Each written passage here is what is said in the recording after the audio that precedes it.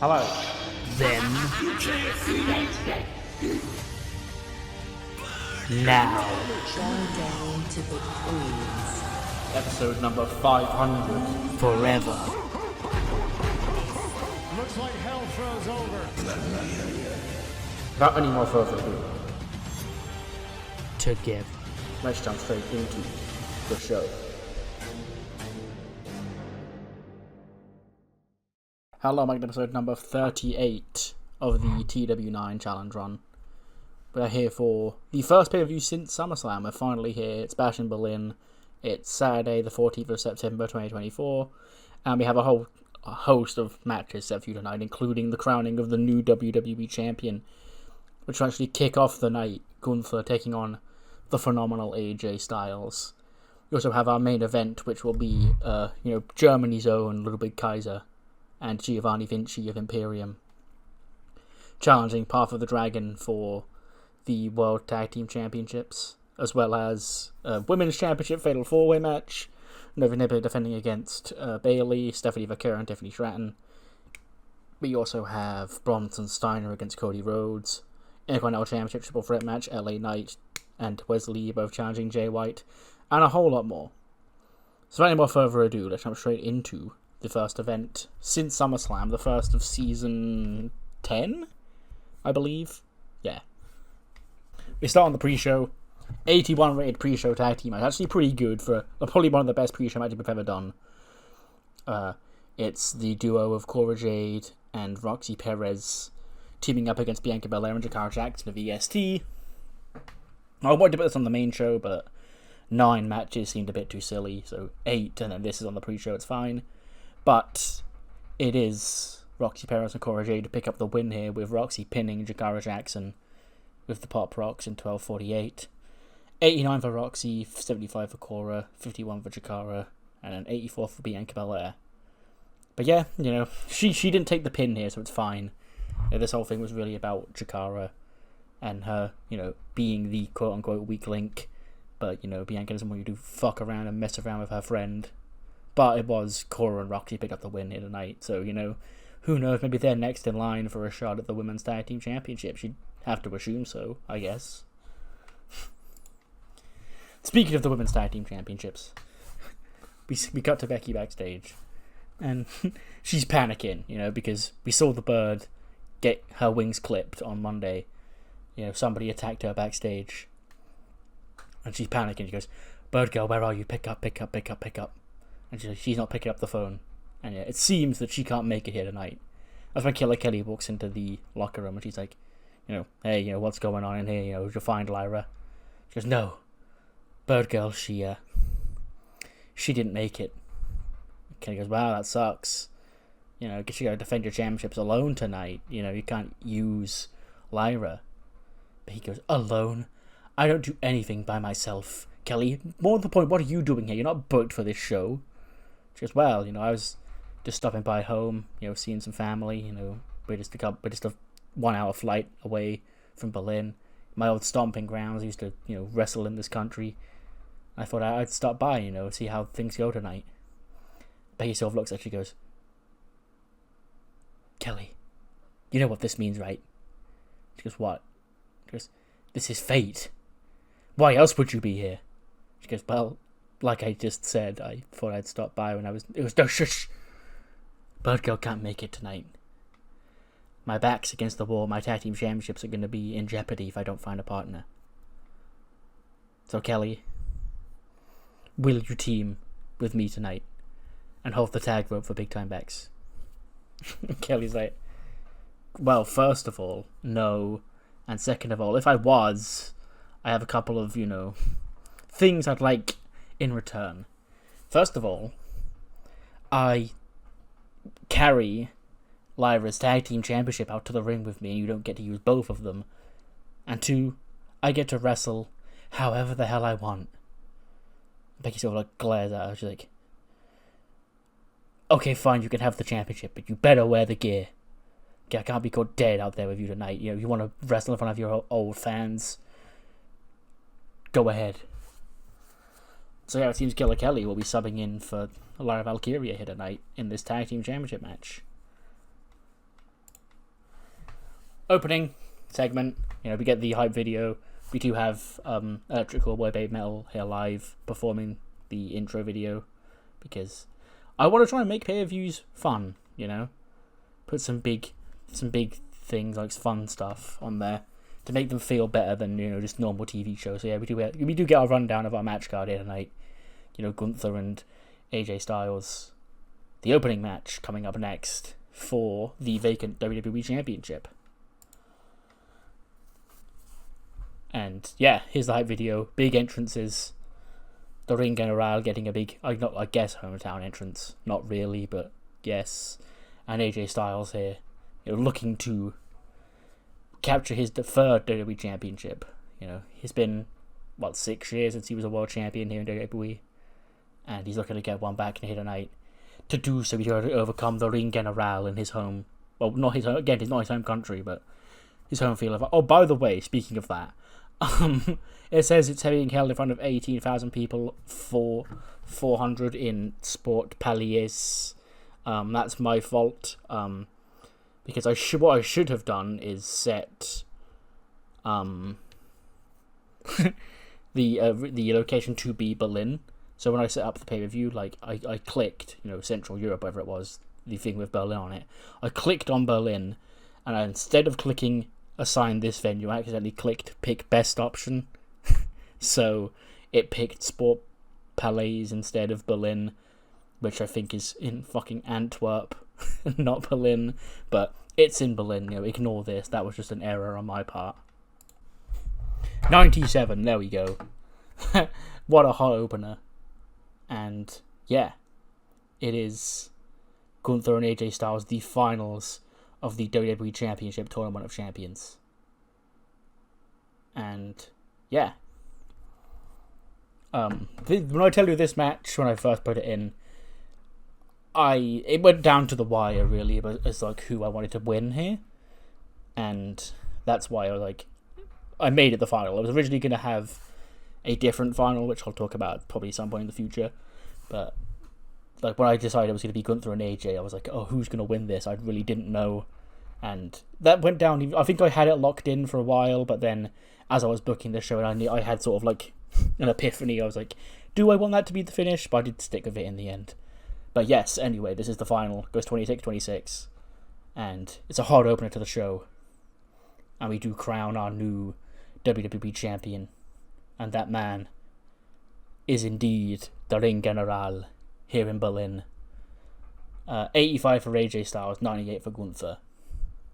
So AJ obviously has the goal of getting another WWE Championship reign. So I was going to do it here, but it being in Berlin and Gunther, the year he's had chasing and coming up short for the belt, this felt like the right time. I couldn't have him lose another one. So yeah. He's come out on top there, and he is the new WWE Champion, defeating AJ Styles by submission, I guess, putting him to sleep in 26-26. 98 for Gunther, 85 for AJ Styles.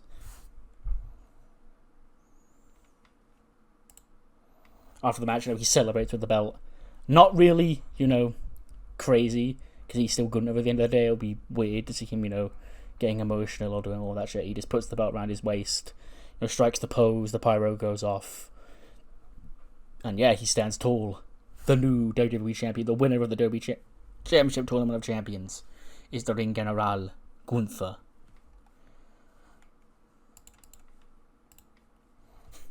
We then cut backstage. Becky's wearing Gorilla, she's in her gear, and Killer Kelly walks up, and she is wearing, matching attire to Becky. She goes, oh my god, you did it! You wore the clothes. She goes, yeah, I have my belt now. Sorry, Lyra's belt. Becky sort of looks down at the tag team championships. She has one over her shoulder. She puts the other one in her hand. And you can see her slowly raise the belt up in towards Kelly's direction. She's sort of looking away as she does it, wincing. And as soon as Kelly takes it out of her hand, she's like, eh. Okay, we good now? And Kelly goes, yeah, we're great. I've never been better. Time to show these people what we're really made of. Sorry, I'm really made of. And then, yeah, Killer Kelly comes out with Becky for the Tag Team Championship match. She gets an 88. yeah, pretty fun match. And Becky and Killer Kelly do pick up the retention here. Becky pinning Piper Niven with the manhandle slam in 13:23 to make defense number 2 of the Women's Tag Team Championships. 69 for Kelly, 88 for Becky, 78 for Piper, so 84 for Tegan. So yeah, this sort of came, like, an epiphany came to me to do this angle. Because, like, Killer Kelly in real life, I guess, has the more connections to, like, wrestling in Germany. I think Lyra does as well, but I associate it more with Kelly, and I'm not taking Becky out of the match and doing Lyra and Kelly. So I thought I'd give Killer Kelly the match here. It makes sense. Plus, it furthers a storyline I'm trying to tell with them, which you could probably guess where that's going. But yeah, Kelly does team with Becky here, and they do pick up the win. And I think Becky and Lyra have had a little bit of luck some occasionally. So, you know, Kelly proving to be a viable tag team partner here tonight. But yes, Tegan and Piper there, a rematch for the belts. They do come up short. Now they're on Raw, you know, away from Dakota and Candice, which I specifically did for one reason. It was more so about Dakota and Candice than it was Tegan and Piper, but I'm sure I'll find some way to keep them, you know, because they're two of our B-tier women's characters here. So I'm sure I'll find something for them to do and, you know, stay relevant over on Raw. But, you know, they moved over not specifically so I could get them something else to do. It was more so because I didn't want them over on SmackDown for the things coming up in the coming months over on that side.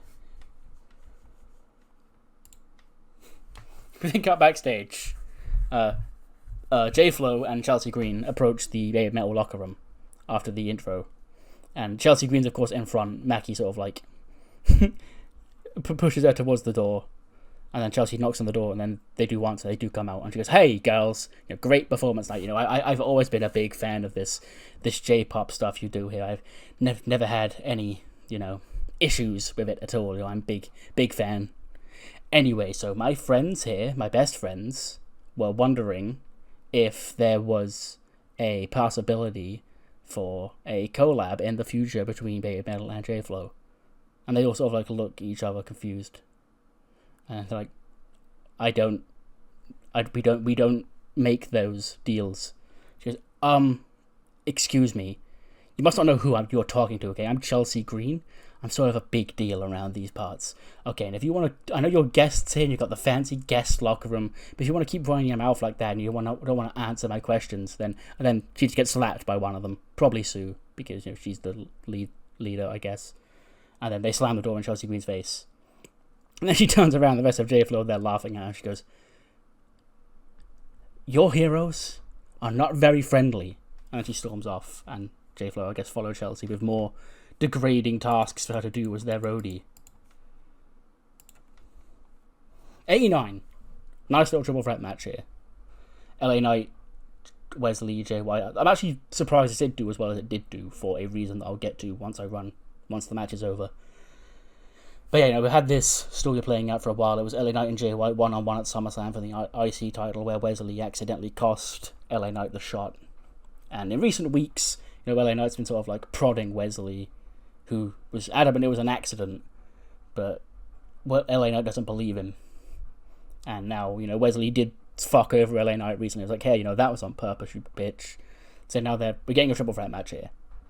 And yeah, it's fun. It goes 14:25, and, you know, LA Knight's there, you know, he's doing, like, most of the crowd work, whereas Wes Lee's doing most of the work, and Jay White is, you know, being a heel.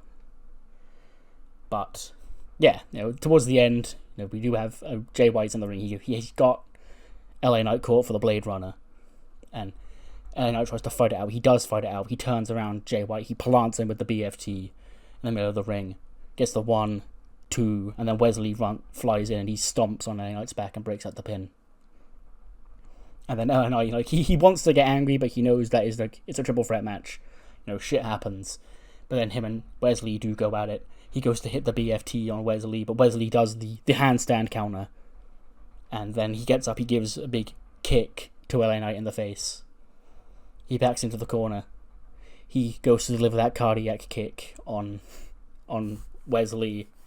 On LA Knight even. Wes Lee goes to deliver it on LA Knight. But LA Knight ducks. Like, as Wes Lee flies over for the kick, he ducks underneath Wes Lee lands on his feet, and he's immediately planted with that BFT. 1, 2, and then Jay White flies in, he picks up LA Knight, he plants him with the Blade Runner, and then he scores the pin on Wes Lee to retain the Intercontinental Championship. 85 for Jay White, 83 for LA Knight, 92 for Wes Lee. The star of the match, actually. I gave him this role because he'd been around for a while. I was like, he's a mid-card guy doing stuff. I wanted to put him in a big spot to see how he could do. And, he's outscoring the Odyssey Champion and a former World Champion. So, there. And also, I had to keep LA Knight strong here. That's why I was worried that the match rate might not be that good. But yes, and still, the Intercontinental Champion, Jay White, stealing the pin on Wes Lee. And after the match, LA Knight's pissed off. He gets in the face of Wes Lee, he goes, "What are you doing, kid? This is your big opportunity, your big Intercontinental Championship match. And you're laying down like a bitch ass. Okay, I left you for how long after that BFT? I had your ass beat.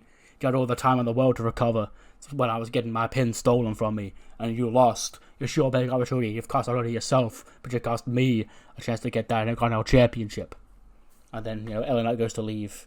And Wesley's like, "Oh, wait, LA, wait." Because I'm sorry, you're right. I've messed up tonight. And I was like, "Yeah, you did." And then as LA Knight goes to leave, Wes Lee turns him around, kicks him in the balls. And then he goes into the corner, he does hit that cardiac kick on LA Knight. And then Wes Lee stands over and goes, "Do you know who the hell you're talking to, huh? I didn't screw up, okay? You screwed up by making an enemy out of me. Because I've got a taste for this life now. And I ain't gonna let it go." And he storms out the ring. So yeah, Wes Lee is now officially, I guess, shed his good guy skin, and he's kicked LA Knight in the balls here tonight. We then cut backstage. Becky and Kelly, reveling in their victory. She goes, "Kelly, I never thought I'd say, don't let Bird Girl hit me say this, but tonight, you and I, we really hit it off. And I know over the last few months I've been a bit of a..." And Kelly goes, "Bit of a what?"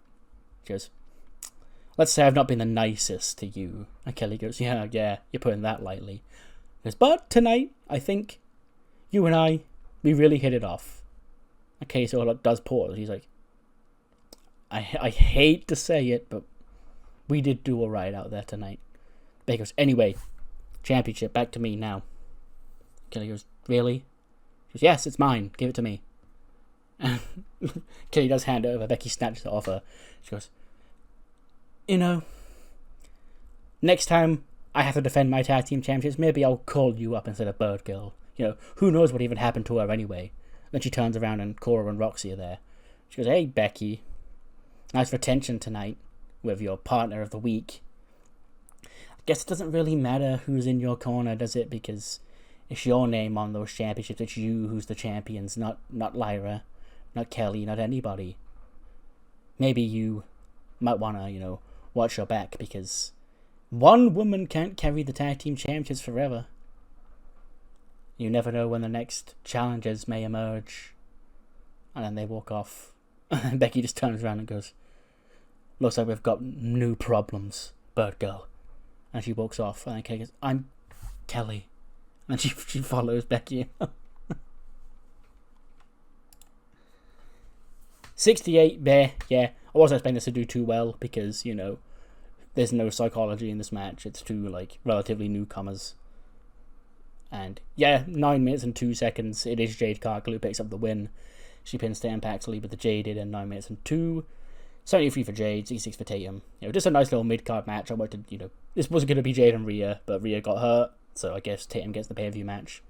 But, against each other, it was never going to be, world-beating, because they're both women who have done really well, but, up against women with more psychology. When Tatum was teaming with Rhea would do the carrying, and, when they're feuding with... Well, when Jade wrestled Rhea, I guess. Just Rhea all over it. But, Jade does pick up the win here tonight, and she... I don't know what I was going to say moves on to, but just gets the win, I guess. Puts Tatum Paxley down. Avenging her WrestleMania defeat, I guess. So who knows what's next for Jade Cargill here on Raw. We then cut backstage, and Gunther is there with the WWE champion over his shoulder. Goes, Kathy Kelly walks out and goes, Gunther, congratulations. Tonight you became the WWE champion for the first time in your career. Your third reign as world champ. Second. Third? Did he get 2 world title runs? No. Second reign, yes. I'm thinking of Drew McIntyre. Your second reign as a world champion here in WWE. Goes, Kathy Kelly. Tonight, in my old stomping grounds of Berlin, I went out there and I had to make a statement. This championship, I've been trying all year to get my hands on it because it represents what this great sport has become. When Cody Rhodes was champion, when he lost it back at SummerSlam and put the entire future of this championship and this sport in jeopardy, and this championship needed saving because of Cody Rhodes' ineptitude. That's where I knew I was the right man to restore it to great heights. And tonight, here in Berlin, AJ Styles, one of the greatest wrestlers of all time, wasn't enough to stop the Ring General becoming champion. That's when Imperium do walk in. Goes, congratulations, Ring General. You were victorious, and your reign as the WWE champion will reign long and prosperous. But this night is not over for Imperium, because my adoring hometown crowd is waiting to see what Ludwig Kaiser can do in the main event, and what I will do in that main event is end this Cinderella fairy tale run of Akira Tozawa and Humberto Carrillo alongside Giovanni Vinci, and all of Imperium will hold championship gold at once for the first time here in WWE. I'm gonna just look at him and goes, you sound confident, Ludwig. Make sure you two go back it up. Because as the WWE champion and the reviver of this great sport of professional wrestling, we haven't got time for losers. And he walks off. And Ludwig's like, yeah, you heard the man. And they go back to the Imperium locker room. 84-8 tag match. Christian and Dominic Mysterio against Finn Balor and Dijak. It's Christian and Dom. They've came up short. Well, Christian himself came up short against Dijak at SummerSlam. Dijak has now recruited Finn Balor because Finn Balor, lost to Christian in the. No, he did. He beat him in the former champions by count out. And then Christian was like, say thank you for getting counted out. And then, he lost to Dominic Mysterio, I believe. He's been losing a lot lately, Finn Balor. I did get a comment or two about, Finn Balor, being washed right now. Very, very interesting observation made there. Anyway, Dijak and Finn teaming up against the Patriarchy. Christian and Dominic, I don't know if they've had many tag matches together. They've definitely had at least one. But yes, Dominic Mysterio and his new adopted father, Christian, getting the better of Dijak. And Finn Balor. Finn, he does get all fired up. He hits a big dive to the outside. He hits the coup de grace on Dominic Mysterio at one point, but Christian does manage to break it up. And then towards the end, we see Christian and Dominic. They take out Finn Balor on the outside. Oh, sorry. Dominic Mysterio specifically, hits a frog splash through the announce table on Finn, taking both him and Finn out. And Christian, he watches on in happy. He's cheering his son on. But then he slowly turns around to realise the situation he's in. Because Dijak is in the ring with him. It's Christian and Dijak as the legal men. And he sort of like cows into the corner. Go, hey, easy, big man. I don't have to go this far. Okay, it's all you. Okay, just leave me alone. Okay, you can do your own thing, and I'll still be proud of you. Whatever. My oldest son. Dijak obviously is not going to listen to Christian, but the referee is obviously distracted by Dominic and Finn on the outside, so he goes to check on them. And as he does, Dijak is twatted from behind with a steel chair by a man in a hood.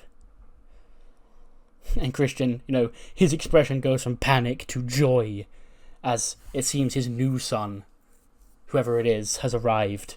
He sets the steel chair up in the middle of the ring, and Christian hits the kill switch on Dijak on the chair in the middle of the ring. The hooded figure goes outside. He gestures to the referee, goes, hey, get in there and count the pin. And the referee does slide in. and counts the 1, 2, 3. And Christian wins, pinning Dijak, not Finn Balor. Then after the match, Dominic and Christian hug in the middle of the ring. And then the hooded man takes his hood down to reveal his identity is Lexis King. And he gives Christian a big smile. And he joins in, and Christian, Lexis King, and Dominic have a big group hug in the middle of the ring. And it appears Christian has adopted yet another new son from a troubled fatherhood. 69 for Christian, 83 for Dominic, 82 for Dijak, 75 for Finn. Yeah, pretty good match. And then, yes, there we have it. Finn Balor, though. As the Patriarchy are hugging in the middle of the ring. Their newest son, Lexis King, among the family. Finn's very pissed off. Finn's had a bad run of things since.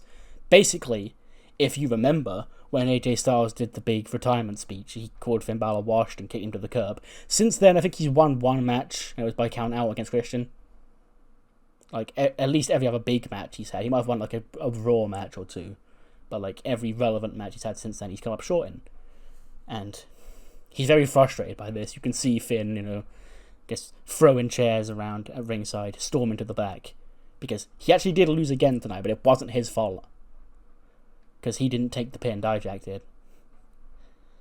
And yes, Christian has a new son in his ranks, Lexis King.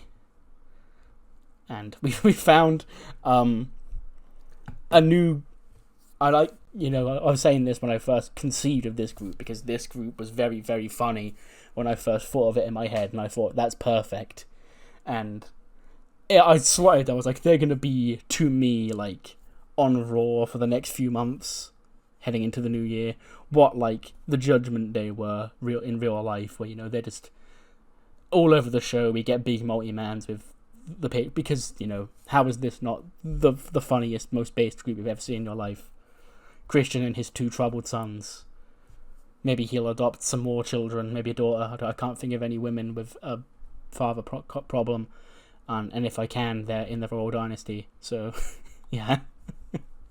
But yes, the Patriarchy is seemingly full right now. With Christian, Dominic Mysterio, and Lexis King. Then cut backstage. Malcolm Bivens is gassing up Jade Cargill. What you saw there tonight was a big victory for this bitch right here, Jade Cargill, the alpha female here on Raw. The Amazon Jade Cargill. People look at Jade and then they stop and stare twice because they can't really take in what they're seeing. And Tatum Paxley, she thought she could step that. She thought without her mommy here, she had what it takes to take down this badass bitch of a woman here. But let me get me one thing straight. There's nobody on this Raw women's roster that can do anything that Jade Cargill do, because she is the franchise. She is that bitch. Bumps into Bianca Belair. And they have a brief little stare down. And then Bianca does sort of eyes up Jade. Jade eyes her up as well. She goes, let's get one thing perfectly clear. I may have lost tonight, but there's only one franchise around here.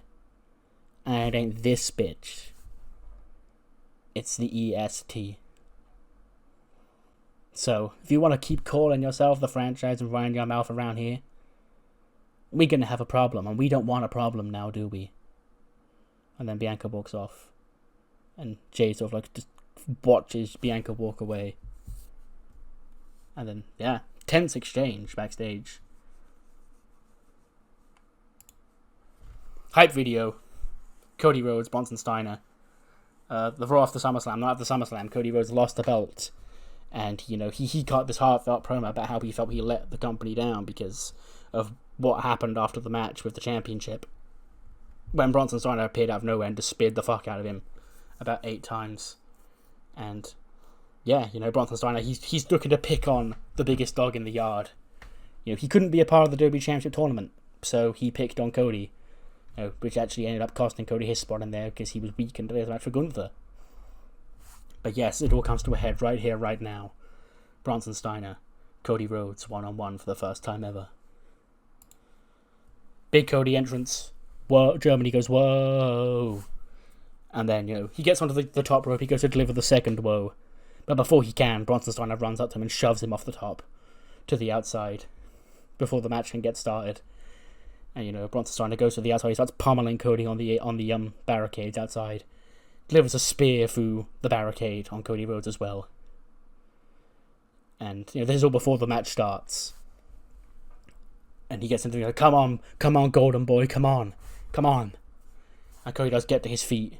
The referees are all trying to stop him. He goes, Cody, can you continue? And he goes, I can. He takes his robe off. He gets into the ring. And the bell rings. And we have our match. And then, immediately, as soon as the match starts, Cody rushes into Bronson Steiner, starts laying punches on him in the corner. Bronson starts throwing strikes back, and we get a hot opener from the get-go. And, yeah. Cody Rhodes, he does, gain a position, he goes for a crossroads, and he goes to hit one, but Bronson does power out. He spears Cody. He then gets him back into the corner. He goes for another spear. Cody kicks him as he comes in. Nails a crossroads on Bronson Steiner. One. Bronson Steiner kicks out at one. It's going to take a lot more on that to put the big man down. Cody's getting all fired up, We're still a minute into this match. He goes for another crossroads. He hits one. He hits two. And he goes for the third. Bronson Steiner powers out. Spear. He backs up. Spears again. Spear again. The straps come down. A spear again. 1, 2, 3. And in 3 minutes and 33 seconds, Bronson Steiner has defeated Cody Rhodes here in Berlin. 92 for Bronson Steiner, 88 for Cody. Yeah. Big statement made here tonight, basically my version of Inoki versus Vader, basically. Or for you Fed heads out there, Lesnar and Cena. But, yes, a new monster has arrived on the scene here tonight. Cody stepped up, and in very, very short order, got sent packing. After the match, Cody's getting checked on by the medicals team. When Bronson Steiner goes to leave, he stops halfway up the ramp, he turns around, he rips the medical team apart, he spears Cody again. And he leaves him laying, he probably leaves, stops halfway up the ramp, runs back in, does it again. But then eventually he does get, escorted away by security as Cody, is helped to the back by the medical team. Left an absolute wreck here tonight at the hands of Bronson Steiner, who does pick up the victory over Cody Rhodes. Hype video, Fatal 4-Way, Nova Nebula, Bayley, Tiffany Stratton, Stephanie Vicker. Fun match. They've all been laughed at the championship in their own separate ways in recent weeks. It all comes to a head. This is actually Nova's first defense of the belt, I believe, so she did all of what she could to try and get the belt back. After being gone for over a year because she was on maternity leave. Can she keep a hold of it? Winning it is one thing, keeping it is another thing. You hear that so many times here in WWE. And with only a 25% chance to win, her back's up against the wall, from day one, basically. 86 rating. And despite that, all of what I just said, Nova Nebula does pin Bayley to make defense number 1 of the WWE Women's Championship. She ekes out the win. 89 for Nova, 88 for Bayley, 82 for Stephanie, 79 for Tiffany. And yeah, nice little win for Nova against 3 of the top challengers here on the Raw brand. But mainly, another talking point for the matches. It looked like Tiffany had it won. Bayley breaks up the pin, her and Bayley get involved in a little thing. Bayley plants Tiffany with the Rose plant before Nova runs in and hits the Big Bang Theory on Bayley to retain the belt.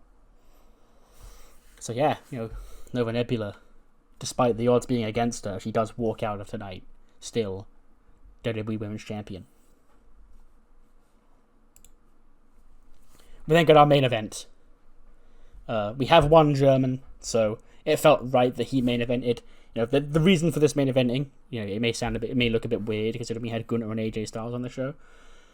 I want to just give Path of the Dragon a pay-per-view main event because they deserve one. B, Ludwig's in it, and this is in Germany. He's the only actual German on the roster. And C, Gunther's match has already taken place, and he won. He's the WWE champion. So the pressure now falls on whether or not Ludwig and Vinci can win the tag team championships here tonight and give all of Imperium gold. Gunther made it, abundantly clear that there's no time for losers in Imperium. But will they be losers tonight, or will they be winners? Night 2 Vader main event. Yeah, again, obviously, I knew it wasn't going to be as good as Gunther and AJ, but sure. I'll take that. That's still a really good main event. Tozawa was apparently off his game, which, will be nice to him. He was out with a brain tumour for over a year. We're easing him back into the fold with, 19-minute main events.